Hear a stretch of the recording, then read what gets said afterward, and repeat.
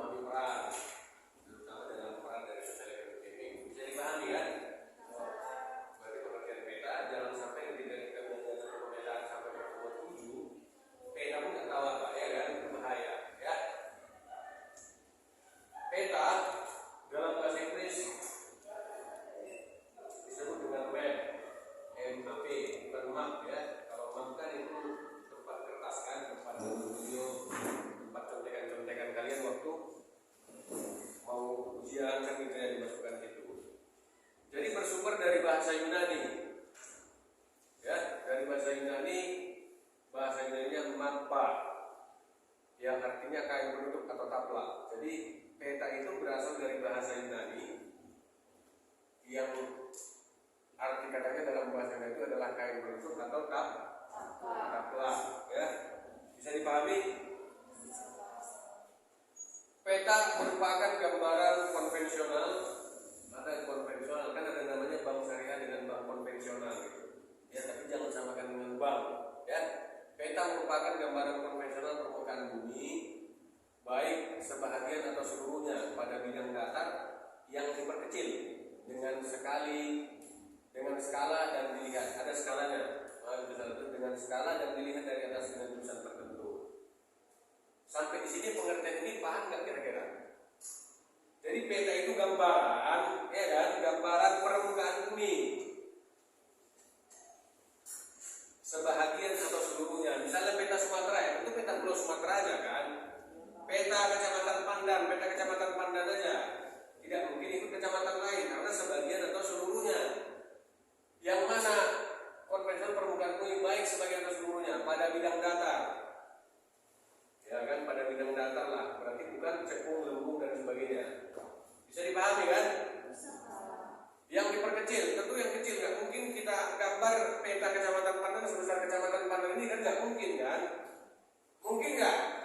Nggak. Kalau dari pengertian, jadi bisa dipahami nggak pengertiannya? Peta juga memuat berbagai penampakan, baik nyata maupun abstrak. Itu peta. Ya, penampakan nyata seperti gunung, sawah, danau, laut, sungai dan jalan misalnya. Sedangkan yang abstrak di bumi yang yaitu lintang bujur, batas wilayah, iklim, cuaca dan masih banyak lagi. Itu batas itu kan tidak nampak. Dia mungkin bisa dikalkulasikan dengan kuantitatif, dengan angka dan sebagainya. Bisa dipahami kan? Jadi kalau yang nyata tadi seperti kita lihat danau, laut, jalan dan sungai misalnya. Kalau yang abstrak itu iklim, cuaca, masih banyak lagi kondisi-kondisinya. Bisa dipahami sampai di sini bahwa peta merupakan sebuah gambaran permukaan bumi yang dibuat secara sengaja nggak ini? Sengaja kan? Bukan tak sengaja, jangan jawab pula tak sengaja ya. Itu nggak fokus namanya, tidur itu namanya. Jadi secara sengaja melalui bidang datar, di bidang datar dibuat. Nanti apa saja bahan-bahan ataupun tempat untuk dibuatkan peta kan bisa kita lihat di pertemuan-pertemuan selanjutnya. Sedangkan ketempatan abstrak itu, jadi bisa yang melihat nyata dan abstrak. Lintang, misalnya perbatasan wilayah, lintang bujur, itu harus pakai GPS kan dilihat kan nggak terlihat itu. Bisa pernah nggak menggunakan GPS di langit itu 25 skala Richter itu atau gempa bumi kan nggak ada kan, itu kan bisa dilihat dengan alat kan, itulah abstrak ya. Bentuk dan jenis peta, ada peta datar, ada yang datar ya, ada yang datar, ada yang timbul, ada yang digital, ada peta garis, ada peta foto. Coba si itu siapa yang paling belakang ini? Ngantuk ya, tidur ya? Siapa? Dharma. Kenapa? Sakit? Sakit apa? Bukan sakit hati ya? Bisa baca dulu peta datar itu apa? Peta yang berbentuk apa itu? Dharma. Ini yang pertama, peta datar, peta yang berbentuk apa?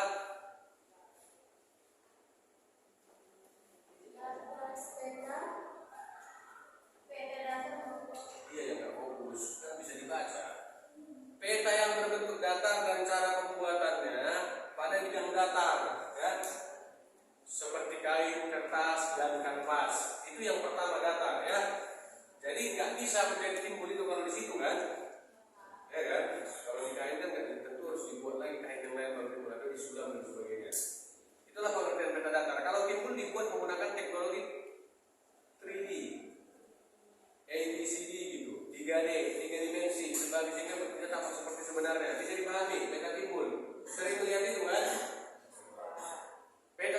peta yang dibuat berdasarkan hasil pengolahan data digital yang ada di komputer. Jadi kita olah, misalnya ini pakai, kalau buat peta, kalau orang-orang TPI itu kan dia buat peta pakai komputer. Jadi mappingnya pakai komputer, bukan seperti kita. Mereka hanya perlu skala.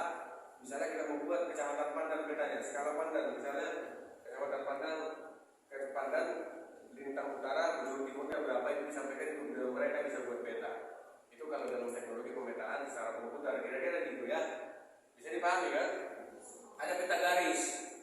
Apa peta garis itu? Peta yang menyajikan data fenomena alam dan suatu wilayah. Itu garis. Misalnya gempa, ya kan tidak gempa itu kan nanti kalau kita lihat skala itu kan ada garis-garis, ya enggak? Ada garis-garis atau mungkin katakanlah curah hujan, intensitas hujan tidak pernah digambarkan dengan hujan, ini petanya hanya garis-garis dia. Peta foto, peta yang misalkan dari foto udara. Nah, sekarang kan banyak dari udara yang nggak bisa diambil langsung pakai helikopter dia, atau sekarang kan orang menggunakan drone aja, ya enggak? Drone, bahkan orang-orang di daerah wisata. Tapi itulah kita kan apa ya? Kadang di sini orang di Danau Toba itu sudah pakai itu semuanya. Saya punya kawan-kawan di daerah Samosir itu mereka sudah bagus dari sisi mengambil peta udara. Jadi kadang kita ini keperluannya kalau di tempat-tempat kita ini kan ada keperluan proyek pemerintah, membangun jalan dan sebagainya. Mereka hanya gunakan untuk kepentingan-kepentingan ya kondisi-kondisi pemerintah lah. Kalau orang-orang lain kan tidak. Kalau memang kita kembangkan daerah itu pariwisata, ya kita kembangkan untuk pariwisata. Uang habis duluan pun mereka nggak masalah gitu. Itu bedanya di tempat kita dengan mungkin tempat-tempat lain kan. Orang berpikir hari ini bagaimana ketika tempat pariwisata bisa menghasilkan untuk semuanya. Kan tapi kan tidak, nanti tidak. Kalau orang-orang kita ini kan luas ya. Jangan diartikan. Kalau kita ini kan kadang pikirannya ada ngelola parkirnya aja katanya kan. Jadi parkir aja yang dikelola. Kita tidak pernah. Coba kalau kita ke Jakarta 5 tahun terakhir atau 7 tahun terakhir kan di Batavia, di kota Kue itu. Kita ke sana ada foto-foto apa namanya, orang berfoto kan sewa baju ya kan, sewa baju Belanda, baju menir, apa baju orang-orang Inggris. Jadi pakai kita foto aja, bayarnya cuma 2.000-5.000. Di foto dipakai, di foto udah pulang gitu kan. Karena yang menyewakan itu cuma itu kan, artinya apa ya, tidak lama dipakai, buka dikasih kita 2.000. Memang kalau polanya dikembangkan 2.000. Seperti itu saja kita kembangkan misalnya di kabupaten kita ini kan luar biasa.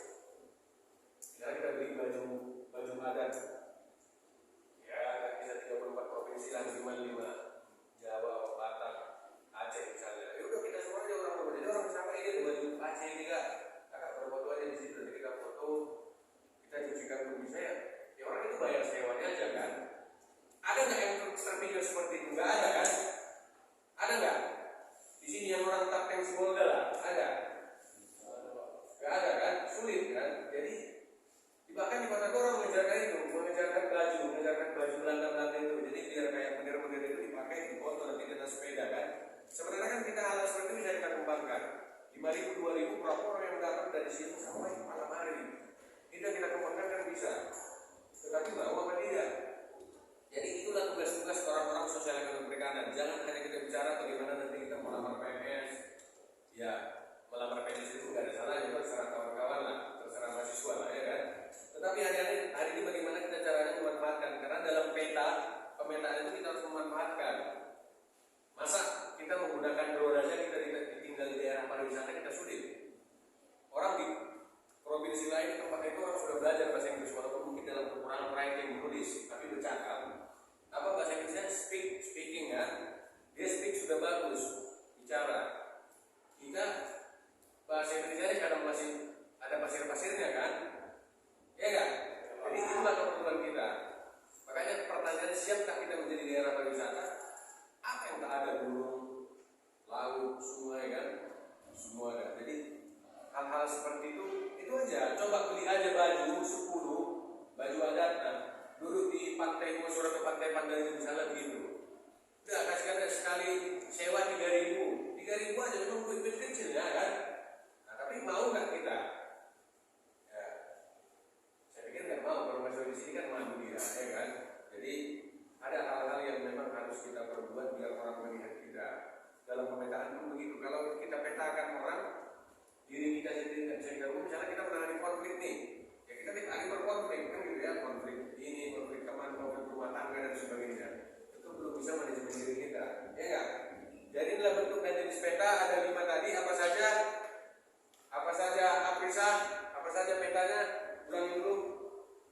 Peta dasar, Peta datar, bukan dasar, datar. Terus peta timbul, peta digital, peta garis, dan peta foto. baik, itu jenis peta berdasarkan bentuknya. Jenis peta berdasarkan sumber data, ada peta induk turunan. Tadi ini berdasarkan apa? Bentuknya, bentuk kan gitu ya. Ada yang datar, timbul, digital, garis, foto. Ya enggak? Berdasarkan sumber datanya ada peta induk. Dari mana didapatkan? Dari pemantauan langsung di lapangan, survei. Turun ke lapangan. Makanya orang-orang sosial ekonomi perikanan itu sebenarnya atau orang perikanan lah, jangan mencela-mencela lah kan, ke lapangan, masuk ke lubang apa itu, ke tempat mangrove itu.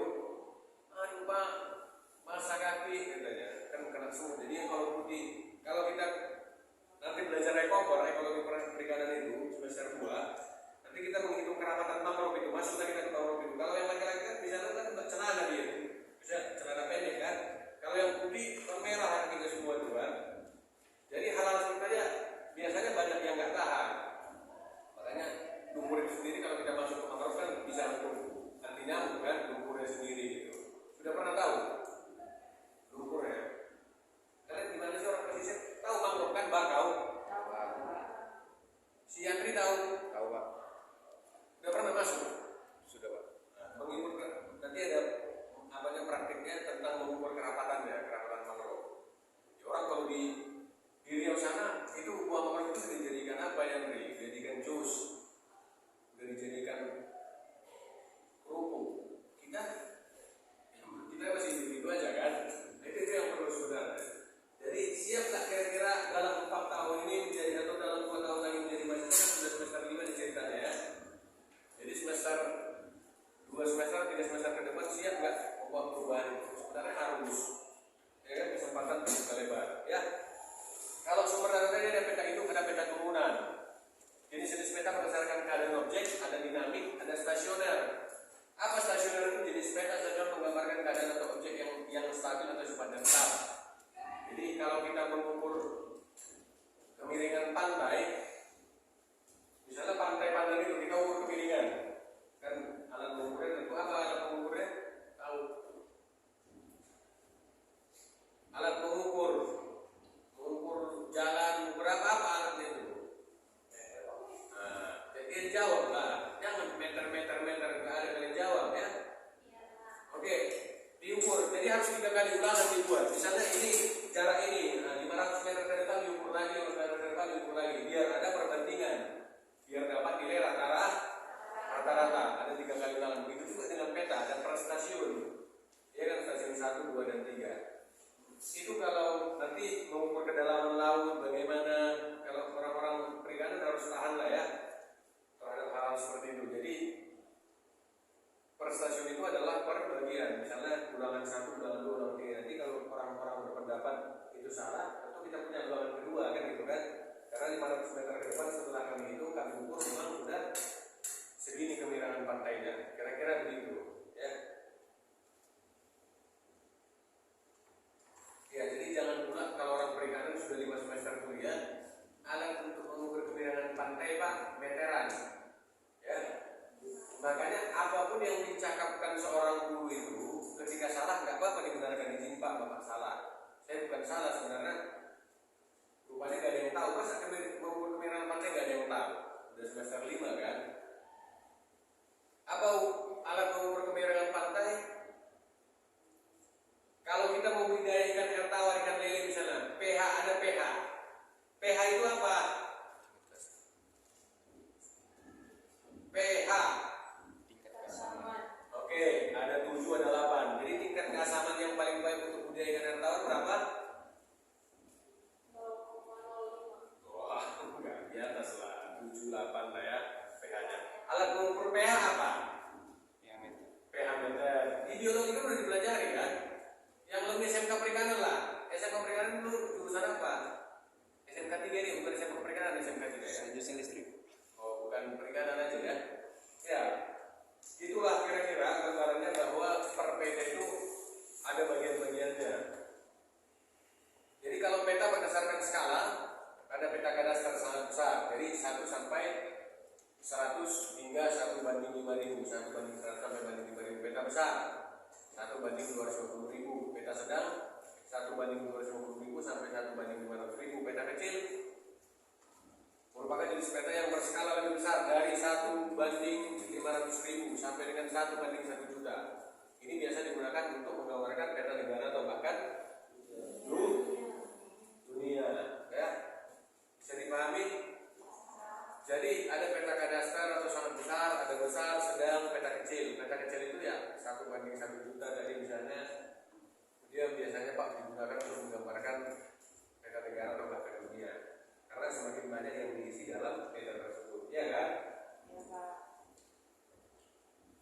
Peta umum, kalau berdasarkan isi ada peta umum. Jadi peta umum terbagi lagi nanti misalnya topografi, ada orografi sama geografi. Jadi topografi itu jenis peta yang menggambarkan permukaan bumi lengkap dengan reliefnya. Ada timbul nggak? Kalau relief itu timbul kan? Tahu relief di rumah itu kan timbul itu ya kan? Jadi kalau yang orografi bagaimana? Jenis peta yang menggambarkan seluruh atau sebagian permukaan bumi yang sifatnya umum dan biasanya berskala sedang. Ya, bisa dipahami kan? Ya, peta dunia geografi adalah jenis peta umum yang berskala sangat kecil dengan cakupan wilayah yang sangat luas. Itu geografi. Jadi secara geografis peta ini begini, peta ini begini. Biasanya dalam kalau kita menuliskan sebuah narasi kan ada, atau kita baca sebuah artikel biasanya begitu kalau menyangkut tentang daerah. Jadi berdasarkan isi ada peta umum. Yang pertama, yang kedua peta khusus tematik. Misalnya peta geologi, lahan, kepadatan penduduk, dan curah hujan serta masih banyak lagi. Ya, bisa dipahami kan ada yang tematik. Karena kalau kita menghitung misalnya suatu kepadatan penduduk ya tentu memang dengan cara kuantitatif, dengan cara menghitung kan gitu ya. Gak bisa kita sianu kan harus dihitung. Ya kan? Bisa dipahami kan? Objek peta yang pertama letak geografisnya. Jadi letak geografis wilayah calon sasaran program. Yang kedua sarana prasarana, komposisi penduduknya, penyebaran dan konsentrasi masyarakat miskinnya di mana. Kadang ada satu wilayah itu, satu tumpukan itu atau satu wilayah itu dia masyarakat miskinnya yang banyak gitu ya.